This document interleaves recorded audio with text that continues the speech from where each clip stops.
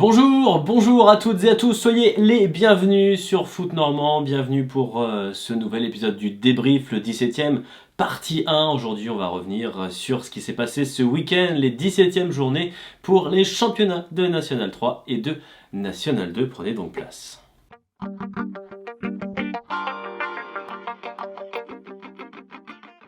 Et dans quelques instants, vous allez découvrir ce qui s'est passé lors de 6 matchs sur 7 ce week-end. Effectivement, le choc entre le FC Dieppe et la réserve du Stade Malherbe a dû être reporté en raison des conditions climatiques.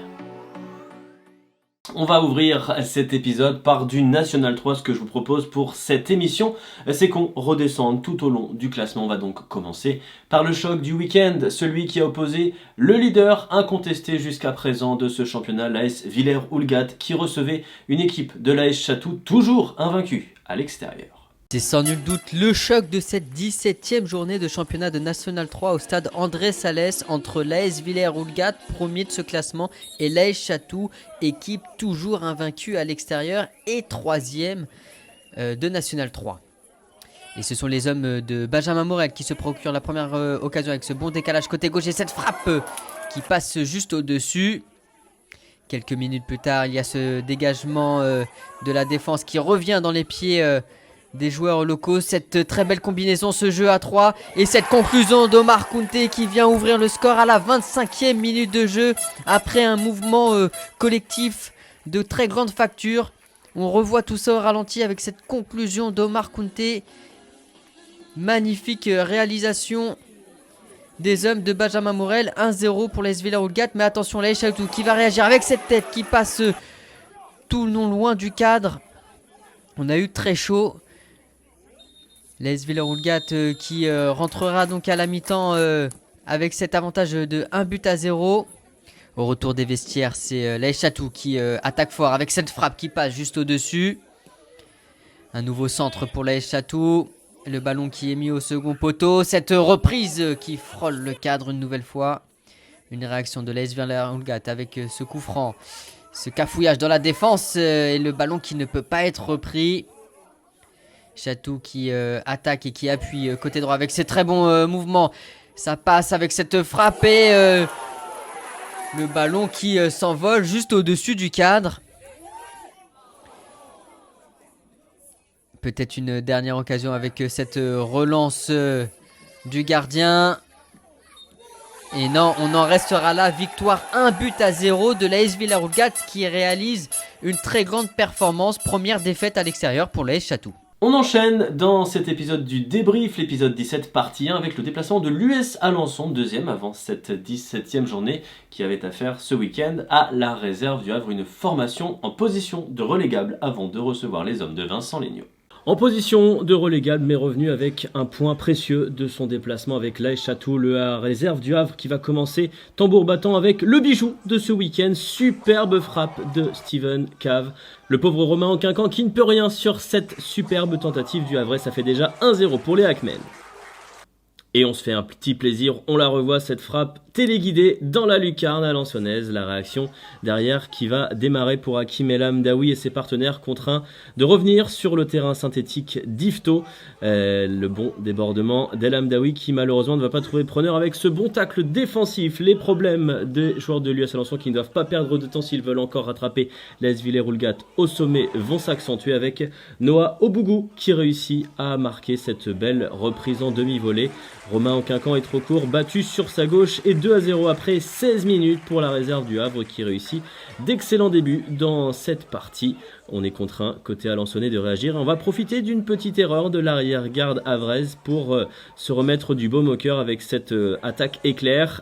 Conclu par Ilyes Nakoubi dès la 22e minute, l'espoir qui renaît chez les Ornais. Ilyes Nakoubi, dernièrement arrivé au club, qui marque le but du 2. On est en deuxième période désormais et les Havrais qui sont toujours aussi fringants offensivement, qui manquent ici le but du 3-1 et qui ne vont pas le manquer très très longtemps. On met la pression sur le porteur du ballon et on a un petit peu aussi de réussite derrière avec cette frappe déviée d'Edoli Lukoki qui permet à nouveau à vrai de compter 2 buts d'avance. Ça va mal pour les joueurs de l'US Alençon qui à l'arrivée vont faire de leur mieux pour revenir, mais le Havre a retrouvé la flamme dans ce championnat et va même pouvoir quitter la zone rouge puisque le score final sera de 3-1, même si ces dernières occasions en faveur des Havrais auront le mérite d'exister, ils n'iront pas au but. Score final 3-1 pour le Havre. Place à présent à la réception de la Lanterne Rouge, la réserve de QRM par l'ASPTT Caen, une formation qui n'a plus perdu depuis le mois de septembre et qui devait donc veiller à ne pas commettre de faux pas pour rester au beau fixe dans ce championnat. Thomas Bèze nous raconte ce qui s'est passé entre les deux formations. La SPTT Caen de Laurent Dufour qui pointe à la 4e place de ce championnat de National 3 et qui n'a pas perdu depuis le 23 septembre dernier reçoit la Lanterne Rouge, la réserve de Quevilly Rouen Métropole. Et ce sont d'ailleurs les joueurs de QRM qui donnent le coup d'envoi de cette rencontre. Une rencontre qui promet donc d'être quelque peu déséquilibrée. Et ce sont les postiers qui se procurent la première occasion avec cette tête sur corner qui fuit le cadre. QRM qui ne va pas se laisser abattre et qui va réagir avec cette reprise qui passe au-dessus des buts de Kenny Renard. QRM qui joue son va-tout avec cette nouvelle attaque côté gauche. Le gendre qui vient buter sur Kenny Renard. Une très belle occasion pour QRM. En seconde période, le pressing des postiers va payer avec cette récupération. On attaque côté gauche et on vient repiquer dans le centre avec cette frappe qui fuit le cadre. Nouveau pressing, cette fois c'est Maxime Rouanel qui s'y prête, qui récupère le ballon à l'entrée de la surface de réparation, qui sert Alex Quitté, qui vient tromper Arsène Courel, 1-0 pour la SPTT Caen. Et les hommes donc de Laurent Dufour qui passent devant dans cette rencontre jusqu'alors assez fermée. Voilà qui va faire du bien aux supporters présents au stade Maurice Fouque. On revoit le but au ralenti avec ce service impeccable de Maxime Rouanel pour Alex Quitté qui n'a plus qu'à conclure. QRM qui aura peut-être une dernière occasion. Le ballon qui est repoussé, la récupération. Et on en restera là. Victoire 1-0 de la SPTT Caen à domicile face à la réserve de QRM. On écoute tout de suite la réaction de Laurent Dufour. J'avais dit aux joueurs que c'était un premier tournant dans la saison. Il fallait gagner. Aujourd'hui, on a gagné. On a mis les ingrédients habituels. Il nous a manqué un peu de football aujourd'hui. On n'a pas été assez performant dans l'utilisation du ballon, mais contre ce genre d'équipe, il faut montrer d'autres valeurs. Et aujourd'hui, on continue dans la direction qui est la nôtre, de rien lâcher, de rien donner à l'adversaire, et puis d'essayer de les punir sur leurs moindres erreurs. On poursuit cet épisode du débrief avec un duel des plus intéressants entre le FC Flers qui a perdu la clé du succès depuis quelques semaines déjà, qui n'a toujours pas gagné en 2024 et qui recevait ce week-end un FC Saint-Lomange qui pour le coup va plutôt pas mal dans cette saison 2023-2024. C'est même depuis le 25 novembre et un succès 3-2 à domicile que le FC Flers n'a plus goûté au succès en National 3 et malheureusement au bout de 4 minutes les choses vont déjà se compliquer avec ce but du jeune Tom Koyak, une reprise de volée expédiée au fond des cages du malheureux Valentin Prévost qui ne peut rien faire dans son soupirail gauche et les Manchois qui prennent déjà les devants dans cette partie. On tente de réagir évidemment du côté des hommes de Tony Rouillon mais la parade de Xavier Gallien fait barrage et derrière le ciel qui va tomber sur la tête des promus avec cette contre-attaque express jouée d'abord à 4 contre 4 et Tony Lambard est à l'arrivée au point de pénalty de ce service. Tony Lambard sur la deuxième tentative qui va marquer le but du break à la 27e minute et permettre d'ores et déjà au FC Saint-Lô d'envisager la victoire. On a la tête sous l'eau effectivement du côté du FC Flers, mais on va réagir grâce notamment à Laurent Amiens qui à la 40e minute avant la mi-temps parvient à réduire l'écart sur coup de pied arrêté. L'espoir est revenu dans le camp des Ornais. On est désormais en deuxième période, nouveau mouvement limpide du côté des Saint-Lois et ça fait mouche. 53e minute, Quentin Lebedel qui redonne 2 buts d'avance à Djilali Bekar et à ses hommes. Le FC Flers de nouveau dans le dur, de nouveau contraints de courir après un retard de 2 buts et les situations pour les Saint-Lois qui vont s'accumuler sur les cages de Prévost. On a toutes les peines du monde à dégager sur cette situation, sur ces nombreuses situations. Le ballon toujours dans les pieds des Saint-Lois, il faut une ultime parade de Prévost pour permettre à Flers de s'en sortir. Malheureusement, on ne va pas s'en sortir tout du long avec à la 79e minute le but de Florent Vasseur sur corner, 4-1 pour le FC Saint-Lomange qui a d'ores et déjà la victoire en poche, même si les Saint-Lois vont continuer à attaquer et passer tout près du 5e but, vous le voyez ici, mais le score final sera de 4-1 pour des Saint-Lois qui vont bien et des Flériens en plus grande difficulté. Le déplacement, désormais si vous le voulez bien, du SU d'Yves Cabourg, une formation elle aussi qui a besoin de reprendre confiance après un bon début de championnat. Les hommes de Philippe Clément qui se sont quelque peu essoufflés et qui passaient un sérieux test ce week-end en région parisienne sur la pelouse d'une équipe des Mureaux transfigurée depuis quelques journées. Que s'est-il passé entre les joueurs des Yvelines et ceux de la Côte-Fleurie? Thomas Vez nous raconte tout cela. Le SU d'Yves Cabourg se déplace dans les Yvelines pour affronter les Mureaux qui restent sur 2 victoires. 2-0 face à Wassel et 3-0 face à la réserve du Stade Malherbe de Caen. Ce ne sera pas forcément une chose facile pour les hommes de Philippe Clément, mais ce sont eux qui se procurent la première occasion et le premier but avec Matteo Mendy, l'inusable attaquant d'Yves qui vient ouvrir le score d'une finition parfaite dans le petit filet. Au retour des vestiaires et peu de temps après l'heure de jeu, il y a cet accrochage dans la surface de réparation et le point de pénalty est désigné.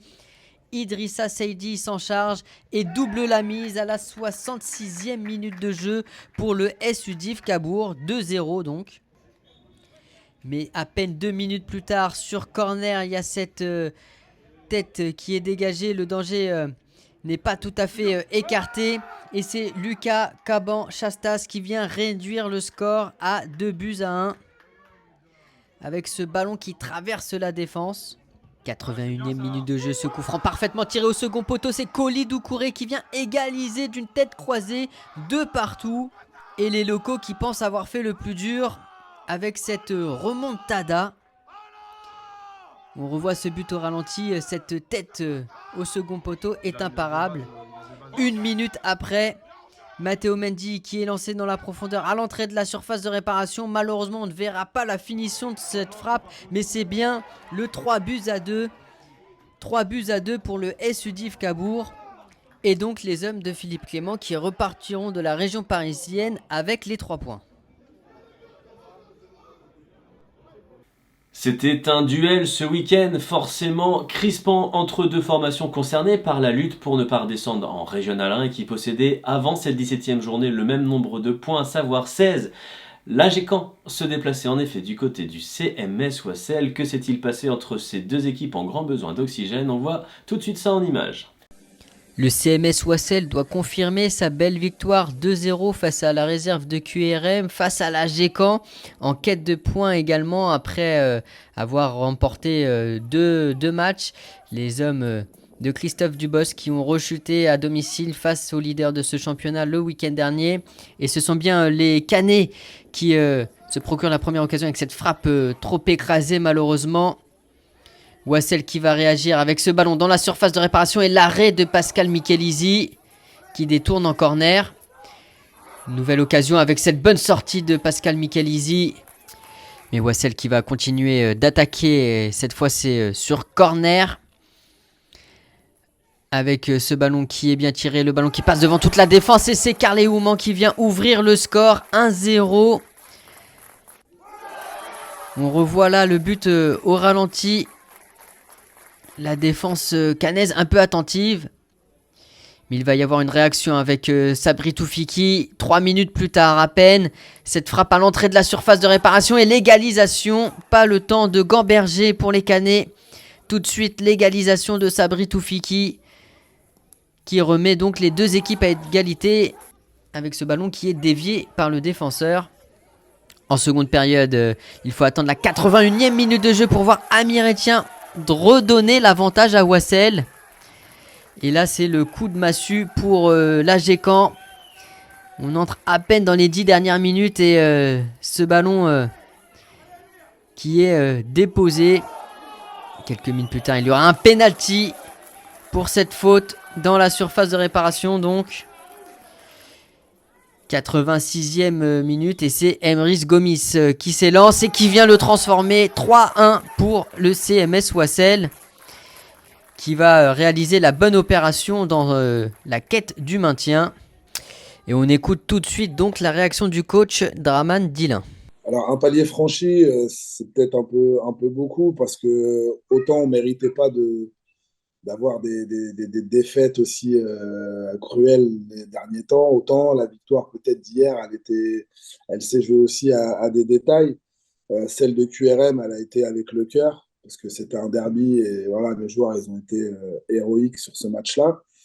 Après, je ne sais pas si je dois parler collectivement ou peut-être aussi personnellement, mais à QRM, avec les émotions du match, un penalty sifflé, annulé, on a failli, voilà, peut-être que si QRM était revenu au score, on serait sorti de nos gonds et on n'aurait peut-être pas été là aujourd'hui. Hier, il y a des faits qui nous sont favorables, un penalty pour nous, resifflé, plus marqué. Donc voilà, je pense que ce championnat, pour nous, il se joue à des détails. Il se joue à un poteau sortant, quelques occasions ratées, quelques penaltys sifflés. Et je pense qu'à la trêve, on méritait sincèrement d'avoir peut-être 4 ou 5 points de plus.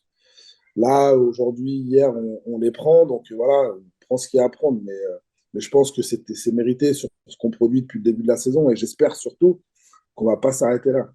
Merci beaucoup Thomas, on en arrive donc comme vous en avez l'habitude au bilan de cette 17e journée, les conséquences sur le classement, qui sont les gagnants, qui sont les perdants, et on se projette non pas sur la prochaine journée mais sur le prochain week-end qui verra se jouer une nouvelle de matchs en retard. Les semaines qui se suivent et qui se ressemblent dans notre championnat de National 3 avec l'AS Villers-Houlgate qui empile les victoires comme des perles. L'AS Villers-Houlgate à nouveau grand gagnant de cette journée. L'AS PTT Caen qui suit les promus sont donc au pouvoir. L'US Alençon 3e avec le FC Saint-Lô qui le talonne. Même nombre de points, même nombre de matchs joués pour les deux formations.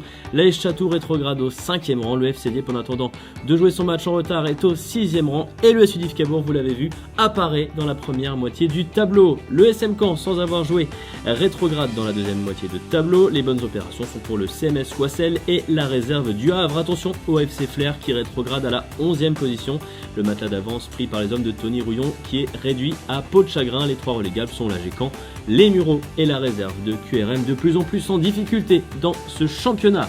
Coup d'œil sur la suite du programme la semaine prochaine, partie 2 de notre épisode 17 avec 4 matchs de National 3 au programme. On reviendra en image ou non sur les matchs FC Flair Avant-Garde Caen, CMS Wassel contre la réserve du Havre, le duel des Yvelines entre la Château et les Mureaux, et enfin le déplacement du FC Dieppe du côté de la réserve de QRM. Ce sera le dimanche 3 mars avant de vous retrouver encore une fois la semaine suivante. Cette fois ce sera pour parler du programme de la 18e journée. On vous met d'ores et déjà les différentes affiches à l'écran. On suivra notamment le derby des réserves entre le Stade Malherbe et le Havre, et évidemment le choc qui pourrait s'avérer déterminant entre l'US Alençon et l'AS Villers-Houlgate. Un coup d'œil sur le classement des buteurs qui a légèrement évolué ce week-end, notamment grâce au doublé de Matteo Mendy sur la pelouse des Mureaux. Le voilà désormais à 6 buts au milieu de beaucoup de joueurs, notamment Nicolas Camillo et Adil Itous. Le classement toujours dominé par Hakim El Amdaoui, 9 buts au compteur devant les Flériens Geoffrey Gosselin, Demba Tidiandia et le Saint-Lois Baptiste Fleury. C'est bon donc pour le National 3, on passe tout de suite à la partie National 2.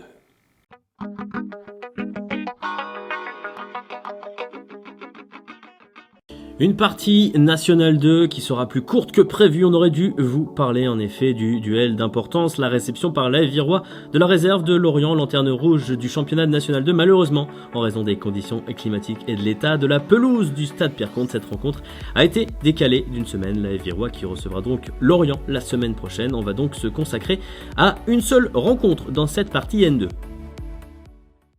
Et on en vient au dernier match de ce débrief, match de National 2, le déplacement de l'Union Sportive Grand-Villaise sur le terrain de l'En Avant Guingamp. Thomas Bèze nous raconte ce qu'il s'est passé durant cette rencontre.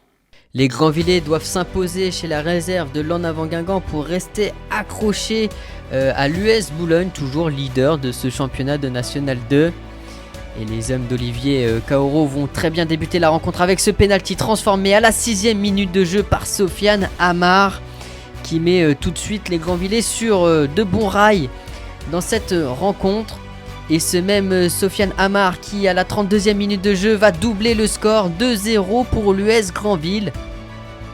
En fin de rencontre, la réduction du score de Ryan Tousgar ne changera rien. C'est une victoire de l'US Grandville. On écoute tout de suite la réaction de Mathias Jouan. Ça a été difficile, à l'image du match de Dinan. J'avais dit aux garçons avant le match avec Olivier que ça allait être compliqué, qu'il fallait même plus que élever notre niveau de jeu par rapport à ce qu'on avait pu faire à Boulogne, parce que c'est une équipe qui était sur 2 victoires, dont une victoire au Aubervilliers, donc qui croit aussi au maintien. Donc je savais que ça allait être très compliqué. Et puis on a fait une première mi-temps où on a été solide, il y a eu un peu de jeu. Je pense qu'il a manqué quelques petites intentions pour aller au bout des choses. La deuxième, on est mieux rentré. Après, ça a été de plus en plus compliqué sur le long du match. Je pense qu'on n'avait pas la capacité d'aller chercher quelque chose d'autre. Et du coup, on s'est mis à défendre un peu plus et on a jeté un peu le ballon. On aurait aimé se soulager avec un 3e but. Malheureusement, c'est eux qui l'ont marqué. Et derrière, ça a été poussif, mais on a tenu. Donc c'est encore une bonne victoire qui nous permet d'être là-haut, de s'accrocher et de pouvoir espérer le maintien au plus vite, même si tout le monde me dit que c'est déjà acquis.